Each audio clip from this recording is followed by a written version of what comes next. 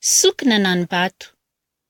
Indray andro no sendra nilalao teo ambody vato ny sokina sy ny voalavo, dia nananatra azy ny voalavo hoe hitako ianao raha sokina fa zanak'Anadahany iny ka tsy misorona aminao aho fa milaza marina, ery ambony hazo ery misy anipy.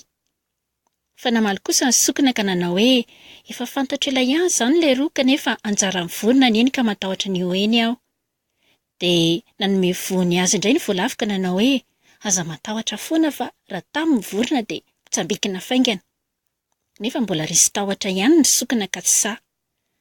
Ary indray andro, sendra tafahoana indray izy roalahy dia nentin'ny voalavo nitsangatsangana teny ambony vatolampy lehibe izy ka tsy afaka intsony fa nahery loatra ny hain'andro ka dia maty teny izy sady nohan'ny voalavo.